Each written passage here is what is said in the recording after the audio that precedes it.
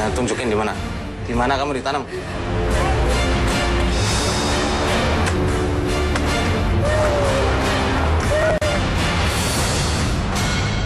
Allahu Akbar, Allahu Akbar. وننزل من القرآن ما هو شفاء ورحمة للمؤمنين.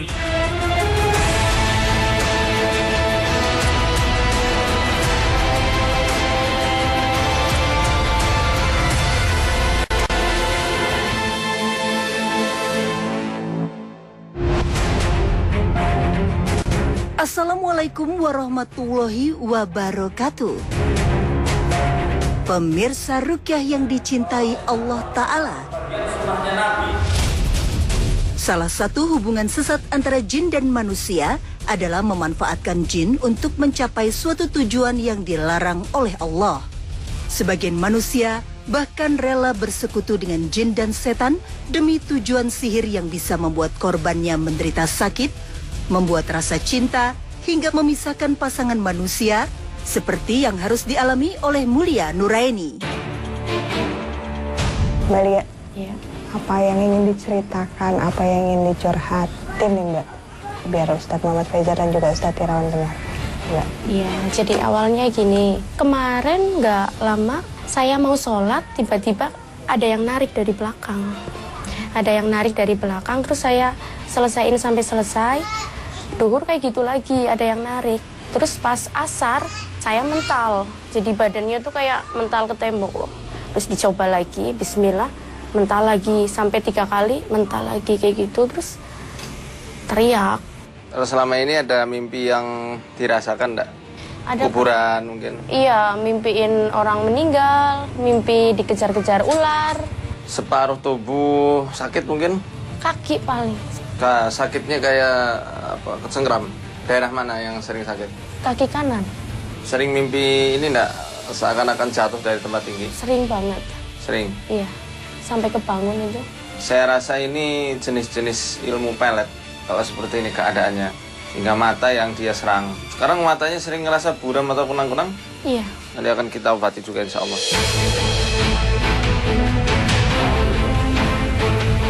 Kini Ustadz Muhammad Faizar mulai melakukan proses rukyah. Kalam ilahi dibacakan, titik konsentrasi Mulia Nuraini semakin ditajamkan. Benar saja, jin yang selama ini berdiam di dalam dirinya mulai terganggu. Gerak-geriknya menjadi semakin aneh, seiring kesadarannya yang mulai diambil alih. Selain tangisan, jin kafir yang merasuki wanita muda ini membuat ciri gerak tubuh tertentu, yaitu lompatan yang berulang. Jangan tunjukin di mana. Di mana kamu ditanam? Tak seperti beberapa pasien yang telah saya temui, wanita yang tinggal di Wangon, Banyumas ini membuat saya heran dengan gerak lompatan kecil yang dilakukannya, terutama ketika akan mengarahkan kami ke suatu titik. Dalam kondisi ini, seorang pasien rukyah yang terjebak jeratan sihir secara otomatis akan merasakan reaksi tarik kuat untuk menunjukkan lokasi di mana buhul sihir ditanamkan. Tiba-tiba ketika Ustadz Muhammad Faizar menyiramkan air rukyah, wanita muda ini langsung kehilangan keseimbangan. Jin membawa tubuhnya terus berputar. Jin yang bersarang tak hanya satu. Begitupun buhul yang ditanam. Di tengah kendali jin, tubuh Mulia kembali bergerak. Kali ini menuju bagian kebun di samping rumahnya. Mas Mbak Lia masuk, ayo. Sekali lagi, saya memperhatikan reaksi yang berbeda dari sihir pelet yang menjerat wanita 26 tahun ini. Ketika jin mengambil alih, tubuh Mulia Nuraini secara otomatis bergerak. Kali ini lebih menyerupai sebuah gerakan tarian.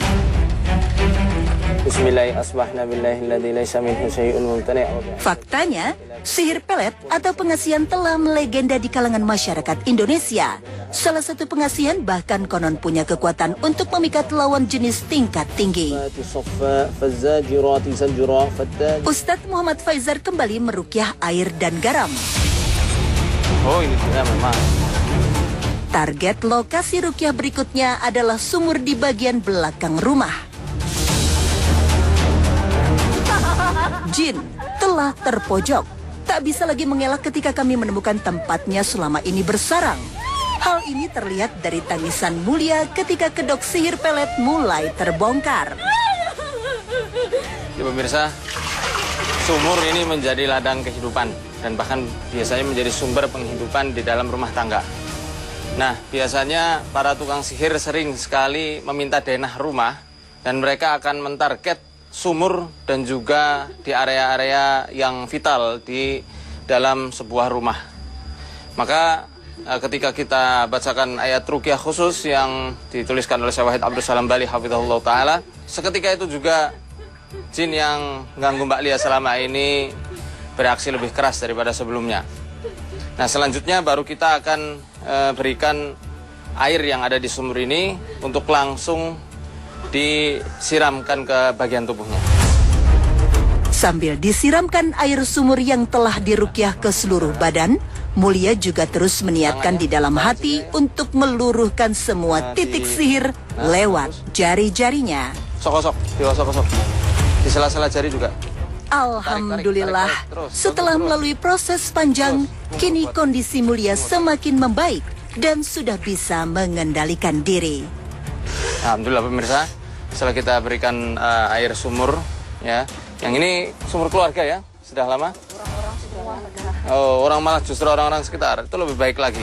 Maka sekalian kita ruqyah supaya penduduk sini semuanya keruqyah semuanya. Ya, ini langsung sadar. Tinggal kita berlanjut ke langkah pengobatan selanjutnya. Racikan ramuan herbal akan menjadi penyempurna ikhtiar kesembuhan proses ruqyah. Bismillahirrahmanirrahim. Qul huwallahu ahad, Allahus samad, lam yalid wa lam yulad wa lam yakul lahu kufuwan ahad. Tepung talbinah diriwayatkan oleh Aisyah radhiyallahu anhu, Rasulullah bersabda, talbinah dapat menyegarkan hati orang yang sakit dan dapat menghilangkan sebagian rasa sedih. Ini sebabnya talbinah disebut sebagai salah satu obat ala Rasulullah. Sementara secara ilmiah, bubuk talbinah bisa mengobati beragam gangguan pencernaan, seperti mengurangi perut kembung dan masuk angin, menstabilkan produksi asam lambung, hingga membantu melancarkan proses pencernaan makanan. Suapan bubur talbinah seakan menjadi racun bagi jin yang menebar sihir pelet di dalam tubuh Mulia. Ini dampak musik ya Mbak ya. Walaupun itu buat senam, akan ada dampaknya bagi setan. Makanya saya sarankan sekali yang punya gangguan jin, sihir atau yang lainnya, kalau mau menenangkan hati dan pikiran, pakai Al-Quran. Jangan pakai musik, apalagi musik-musik yang diselingi dengan, mohon maaf, meditasi atau yang selainnya. Kita sudah punya sholat, kita sudah punya zikir, kita sudah bisa membaca Al-Quran. Itu saja.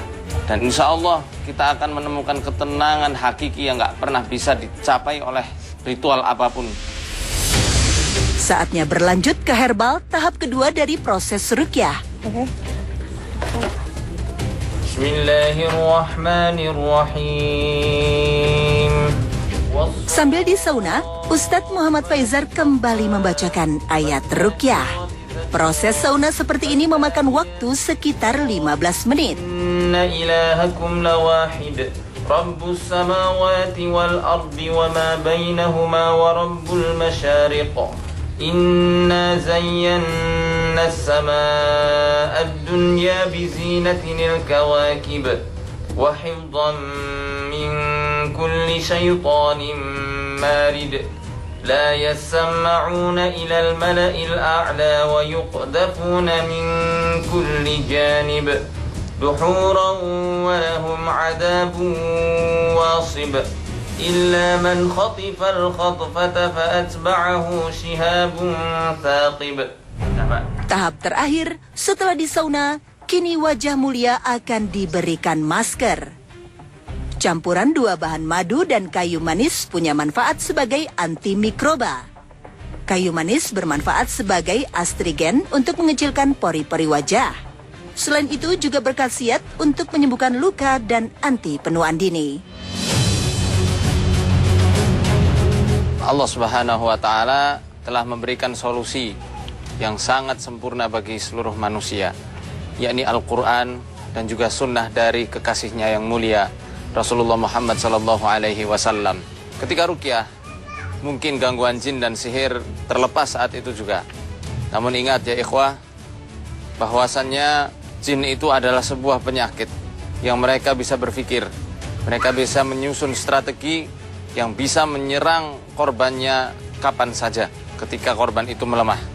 Oleh karenanya, yang paling penting dan paling utama dalam proses terapi Quran yang panjang ini justru bukan di saat ruqyahnya, tetapi pasca ruqyah. Apa yang dilakukan oleh marqi? Apakah betul-betul berkomitmen untuk hijrah secara total dan sempurna, atau masih kembali kepada kebiasaan-kebiasaan lama yang membuat jin merasa betah dan kuat di dalam tubuh korbannya?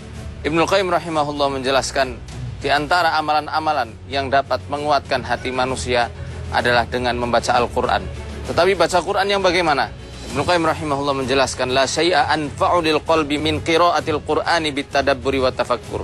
Tidak ada suatu hal yang paling bermanfaat bagi hati manusia daripada membaca Al-Quran bitadabbur, dengan perenungan, wa tafahum. Selain dengan merenungi, juga memahami apa yang difirmankan oleh Allah Subhanahu wa Ta'ala, sehingga pemahaman kita tertuntun lurus dengan apa yang Allah inginkan di dalam Al-Quranul Karim. Ibu Rusmiati adalah pasien selanjutnya yang akan ditangani. Ya pemirsa Ruqyah, sekarang saya sudah bersama Ibu Rusmiati dan juga Ustadz Muhammad Faizar. Ibu Rusmiati, boleh diceritakan Ibu bagaimana awalnya gangguan yang terjadi dan sejak kapan Ibu? Aku udah lama ya, udah sekitar 3 tahun 4 tahunan lah. Nah itu saya kalau suami berangkat kerja malam, dinas malam, itu kayak ada yang wujud kayak suami pulang kayak gitu, masuk kamar. Nah Ustadz, ini kondisi Ibu Rusmiati apa nih sebenarnya Ustadz? Biasanya ya ciri-ciri jin yang suka ya sama seseorang, atau al-masul isqi. Kalau mereka sampai berubah wujud pada wujud suami, kalau orang Jawa bilang, mereka mengatakan genderuwo. Cuma dalam Islam tidak ada istilah genderuwo. Nah, itu hanya mitos dari masyarakat sekitar. Nah, jin yang model seperti itu biasanya itu ketika bangun rumah ada ritual-ritual leluhur yang biasa dilakukan. Entah itu nanam kepala kerbau, kepala kambing, pakai tebu wulung. Wallahu a'lam bishawab. Dulu pernah ada ritual seperti itu, Bu? Ada, cuma... Oh, ada? Tapi apa sih, nanam sirih sama dikasih cabai, ditaruh di setiap sudut rumah. Itu untuk apa? Penjagaan? Iya. Iya. Sengaja sekarang yang pasti kita lakukan ruqyah dulu, dan kita ketemukan nama suaminya.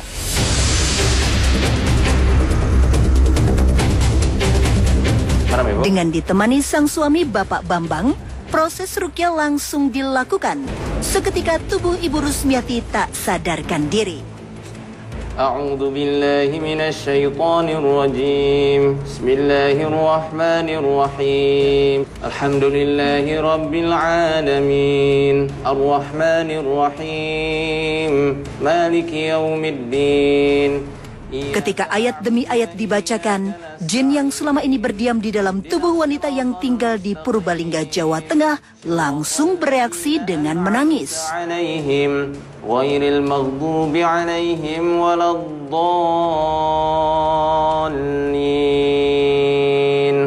Siapa kamu? Hah? Jangan ganggu lagi lah, ya? Jin terus diam, tak bergeming ketika Ustadz Muhammad Faizar mencoba berinteraksi. Namun, ketika metode tasydid dilakukan, yaitu meneteskan cairan habatus sauda ke bagian hidung, jin melakukan beragam penolakan. Pemirsa, ini memang tenaganya Ibu Rusmiati luar biasa. Ini mau dilakukan, diteteskan, makanya susah sekali. Cium, Mbak. Sini ya. Jin pecinta ini terus menolak kasih sayang Pak Bambang, suami Ibu Rusmiati. Selalu Ketika Pak Bambang mencoba mendekati sang istri, secara otomatis pula jin membuat berbagai gerakan untuk menjauh dan menolak. A'udzu billahi minasyaitonir rajim. Jin tak menyerah. Kami pun tak mau kalah demi memutus rasa cinta jin batil terhadap Ibu Rusmiati. Dalam proses ruqyah kali ini, saya harus melepaskan cincin perhiasan yang dipakai Ibu Rusmiati. Bukan tanpa tujuan. Pasien yang sedang diruqyah memang sebaiknya dijauhkan dari barang-barang yang bisa menjadi titik setan bersembunyi. Cincin dengan batu kerap menjadi salah satu jenis jimat atau pusaka turun-temurun keluarga yang disertai keberadaan jin di dalamnya. Orang yang dicintai sama jin ketika disentuh sama suaminya atau sama istrinya itu emosinya memuncak luar biasa. Itu bukan hal yang wajar. Pasti ada sesuatu yang lain yang menjadikan dia seperti itu. Di antaranya adalah karena jin yang suka merebut pasangan orang. Nah, ini terkenal bahkan dari zamannya Syekhul Islam Ibnu Taimiyah rahimahullah. Mereka, kalau kata Syekhul Islam, kalau mereka itu sudah cinta sama seseorang, mereka akan berusaha sebisa mungkin untuk mempertahankan apa yang dia cinta atau siapa yang dia cintai. Oke, Ustadz Faizar, ini kan kondisi Bu Rusmiati sudah dicek melalui ruqyah awal. Apakah perlu dilakukan penelusuran, Ustadz? Ini harus kita ke rumahnya, karena saya curiga ada beberapa hal yang tidak beres di rumah dan mereka sembunyi di situ. Kita langsung ke rumah aja. Inilah tahap ruqyah kedua. Berbeda dengan reaksi sebelumnya, saat ayat-ayat ruqyah dibacakan, mata Ibu Rusmiati terus tertuju melihat jari telunjuk Ustadz Muhammad Faizar. Hanya saja, saya melihat tatapannya terus kosong. Meski tidak meronta, namun ketika Bapak Bambang mencoba memeluk istrinya, jin kembali mencoba memisahkan. Ini cenderungannya suka dibuat mencelakakan diri. Bahayanya kalau memuncak emosinya, digiring, tapi atas pengaruh si setan itu.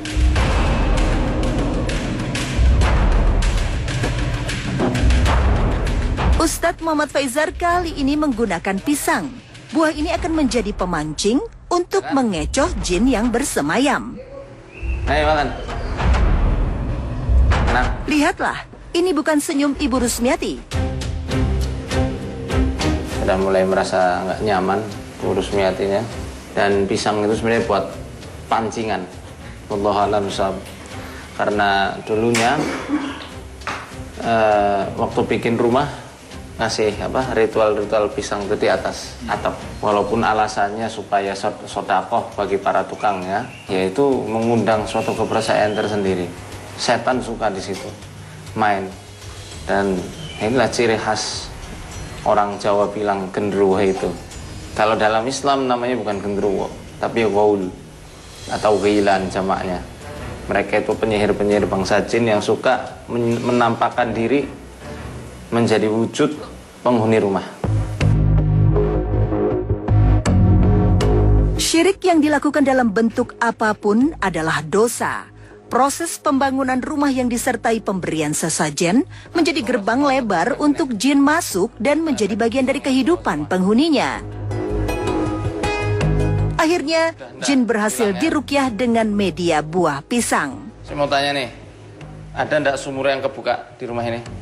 Ada, Pak. Ada. Ada kisah ndak Pak di sumur itu?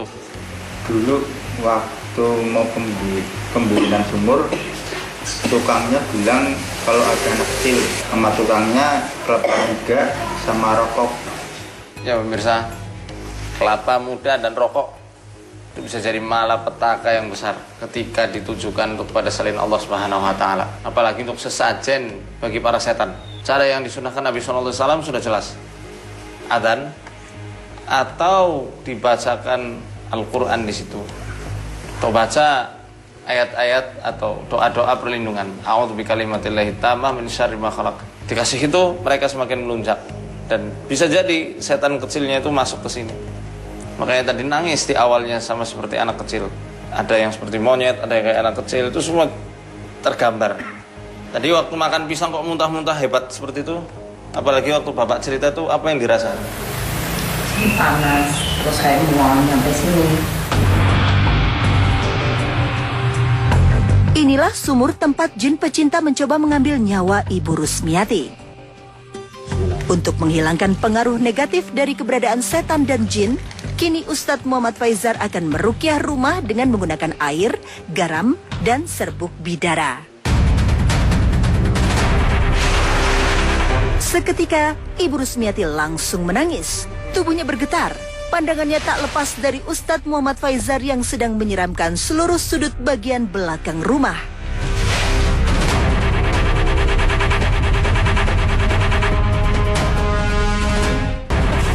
Pemirsa, ini ketika Ustadz Faizar melakukan ruqyah di tempat sumur di mana waktu itu Ibu Rusmiati pernah mencoba untuk menceburkan diri, dan Ibu Rusmiati langsung beraksi.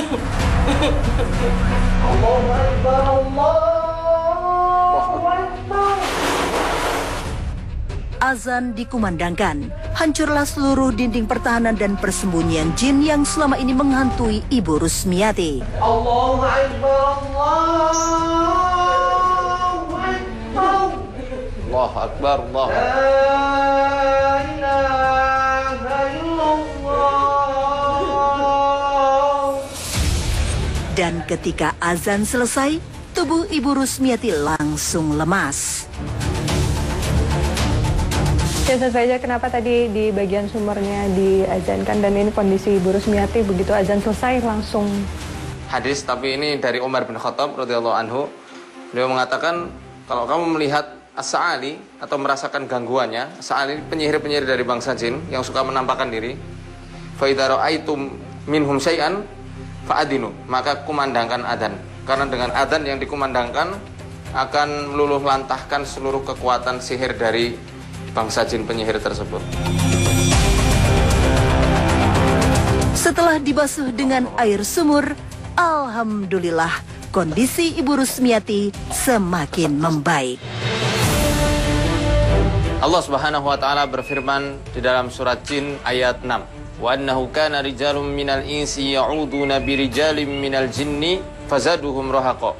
Dan sesungguhnya ada seorang laki-laki dari bangsa manusia yang meminta pertolongan kepada bangsa jin, lalu bertambahlah kesesatannya. Di sini Ibnu Katsir rahimahullah taala mengutip riwayat dari Ikrimah bahwasanya pada zaman dahulu bangsa jin itu luar biasa takut kepada manusia. Seperti halnya manusia itu amat sangat takut kepada bangsa jin.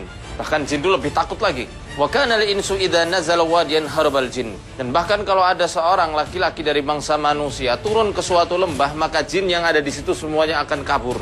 Takut lari dia. Hingga suatu ketika ada sayyidul qaum, pemimpin suatu kaum yang bermalam di lembah. Dan dia mengatakan, na'udzu bi sayyidi hadzal wadi. Kami meminta perlindungan kepada jin yang menunggu lembah ini. Jin yang tadinya mau kabur, takut karena melihat manusia, apalagi saat itu berombongan, mereka mendengar perkataan dari ketua kaum tersebut. Sehingga mereka saling berkata, narahum yafraquna minna kama nafraqu minhum.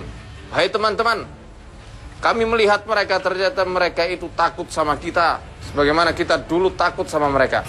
Fadanu minhum fa'asabuhum bil jununi wal khabal. Lalu jin yang tadinya kabur, mereka semua mendekat dan menjadikan manusia itu bebal dan gila. Maka kadang-kadang ulah gangguan jin itu disebabkan karena fantasinya manusia, sehingga menjadi mitos dan momok di tengah masyarakat kita. Oleh karenanya, meminta pertolongan pada jin tidak selalu harus dengan ucapan. Kadang dengan tindakan yang tidak kita sadari, yang akhirnya bisa mengundang jin masuk dan membuat kisruh rumah tangga seseorang. Maka cukuplah Al-Quran dan Sunnah yang menjadi pedoman pemimpin hidup kita menuju jalan kebahagiaan. Arsadani Allah wa iyyakum. Wassalamualaikum warahmatullahi wabarakatuh.